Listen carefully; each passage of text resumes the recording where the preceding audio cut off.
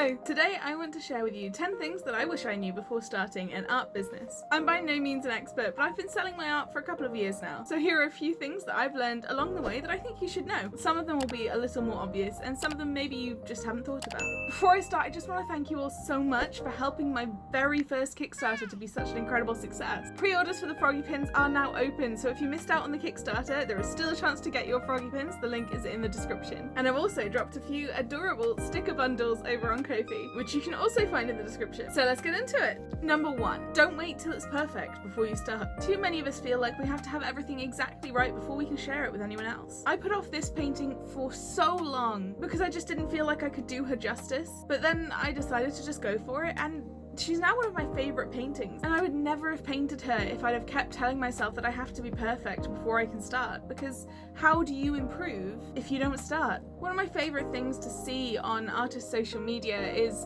the ways that they've learned and the ways that they've grown and developed. You can share the process as you learn things, as you make mistakes. You can share the things that go wrong. No one expects you to be perfect, and sharing those mistakes and the things that go wrong only serve to help young artists realize they're not alone and realize that they don't have to be perfect, and that's only going to mean that we can see more art. There's more around. Isn't it wonderful just to not feel like you're alone in your mistakes? I've made so many mistakes in my art. Like, I've screwed up so many times. This painting, for example, I learned during this painting that you cannot paint acrylic over oil, and I learned that the hard way. I tried it. I didn't know that you couldn't do that, so I did it, and as you can see, I suffered for it. I ended up having to scrape off the acrylic paint that was on top of the oil and effectively start over, and that hurt when I did it. That made me not want to paint for a while. I got back into it and I created this piece, and I'm so happy that I did it. I did that and I learned from it, and I won't make that mistake again. And on a similar note, you won't ever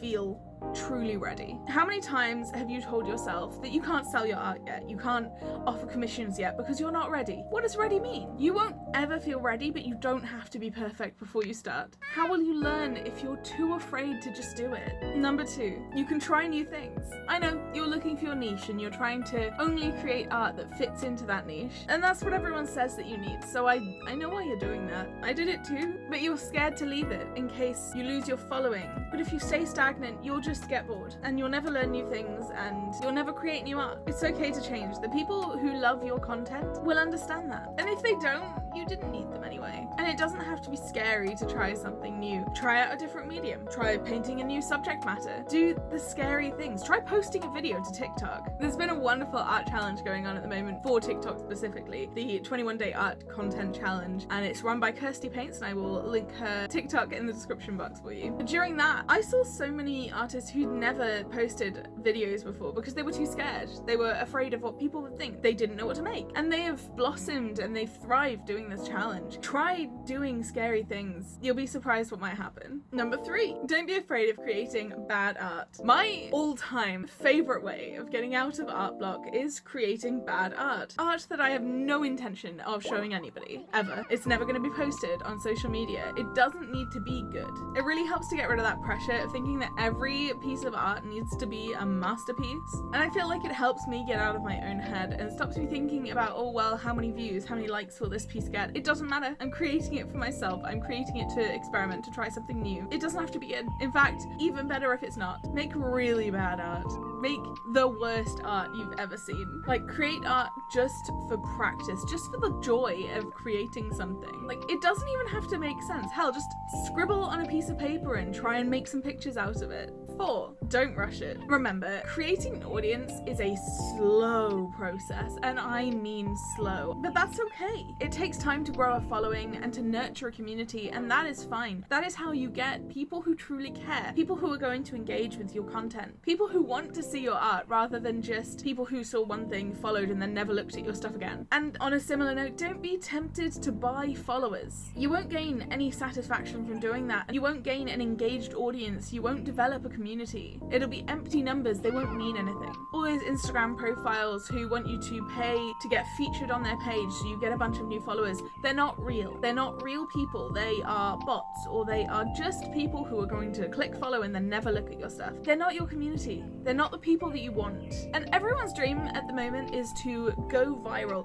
Going viral is a lottery, and it's not always a good one to win. It's so much better to grow slowly and organically. And in doing so, you gain an engaged audience, an audience who truly cares and is excited to see your work. And I know how frustrating it is to be putting so much work into a video, into a picture, and then finding that nobody sees it. And you're thinking, well, what's the point? Why am I bothering doing this? You're doing it for you, and you're doing it for what you will gain over time. It's hard. It is a hard thing to do. If it was easy, more people would be artists.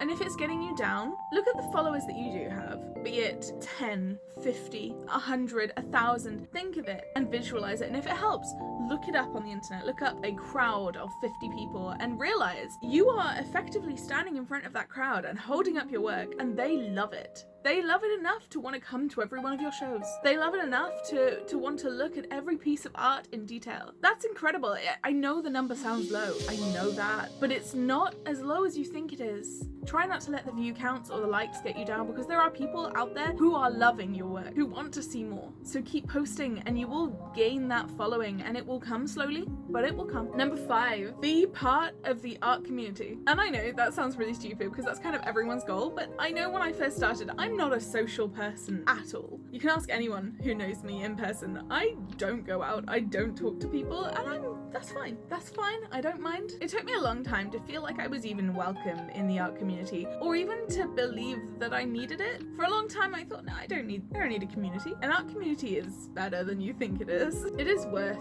breaking past that barrier of self-doubt or being introverted. It's worth getting past that and talking to other artists, be it in comments on your Instagram or joining a Discord like the Imperfect Artist Society, which I will link down below because I love that. I love that place. Or just DMing another artist and just talking to them. We've all been through the same things. We've all been through the feelings of self-doubt, the things going terribly wrong, the disappointment at the lack of likes or the lack of views or the lack of followers. We've all experienced it. We've all been there. And we can help each other. You may not have artists in your life or people you can talk to for advice about art, and joining an art community can give you that. You've heard me talk about it before in this video and previously. Joining the Imperfect Artist Society Discord has been one of the best things I've done in my art career. It is the most supportive community, and we're always helping each other out. Like, if you're struggling to find a place for art community, that is the place. And another way that I found community is using Ko-fi as my selling platform. Ko-fi has an amazing community connected to it. Like, the people on Ko-fi love to help each other out. The team behind Ko-fi is incredibly supportive, and the Discord on Ko-fi is a great place to ask for advice. And if you don't want to join a Discord server, that's okay. You don't have to. You can comment on other artists' posts on Instagram or on TikTok, engage with other artists, and genuinely enjoy their work. Don't just go through a hashtag on TikTok and then comment love it on every post. It means nothing, it's empty. You're not going to build a community that way. Spend time watching, looking at, and engaging other artists, and you'll find the community soon enough. 6.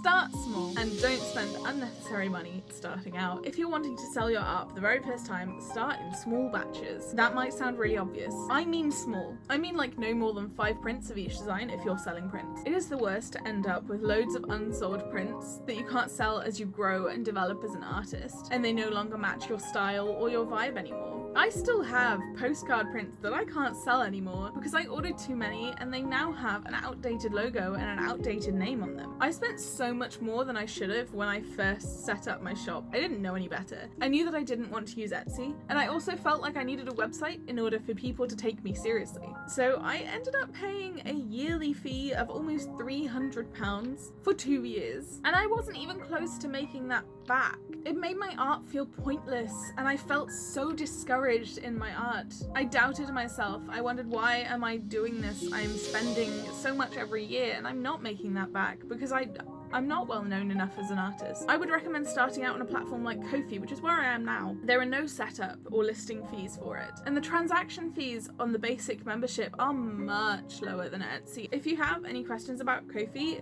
feel free to leave a comment below and I'll do my best to answer it. Number 7, don't underprice your art. And this is a controversial topic, I know. I know you're worried that if you charge too much, nobody will buy your work, so you charge your commissions at £5 for a whole rendered portrait, or you sell your stickers for 50p each. Pricing is a personal thing, but you need to be paying yourself for your time and the materials used. You're not only shortchanging yourself when you undercharge for your work, but you're sabotaging other artists, because people won't want to pay more for art when they can get it for such a low price. For every person I get leaving a comment that my prices are too high, I get more telling me they should be higher. You will never be able to please everyone. 8, be aware of art scams. There are so many art scams out there, and there are more people who do not know about them. If you discover an art scam, be sure to share it with other artists in whatever way that you can. Be that in a Discord, be that in your Instagram stories, because the more people who know about it, the less people will fall victim. I made a video that I will link in the comments talking about the most common scams and the red flags you need to look out for, and I think it's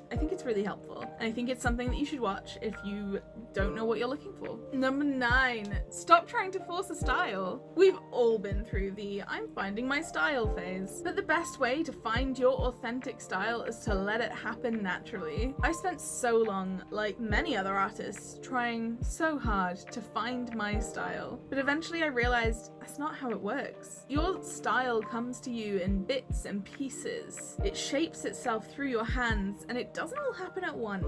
And even when you think you found it, it still morphs and changes as you grow as an artist. Now I let myself paint and create in just the way that feels right. The style happens on its own. You can help it along by studying art books full of art that brings you joy. Follow other artists for inspiration and try to work out what it is about their work that draws you to it, what you love about their work. Is it the way they draw eyes? Is it their use of saturated colour, their choice of textures?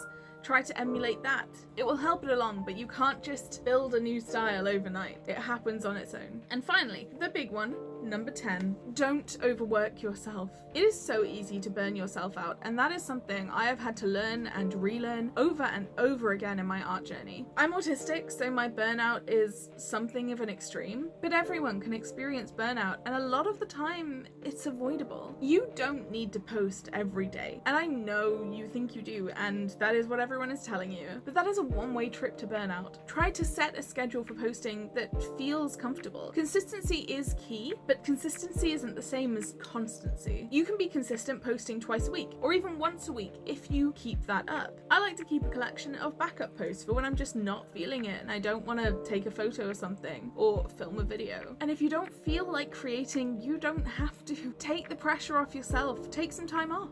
Have a breather. That is okay to do. And above all, you matter most. Take care of yourself and create art because you love it, not because you feel you have to. Thank you so much for watching, and I hope this helps you as you grow and develop as an artist. Don't forget to like and subscribe if you enjoyed this video, and I will see you next time.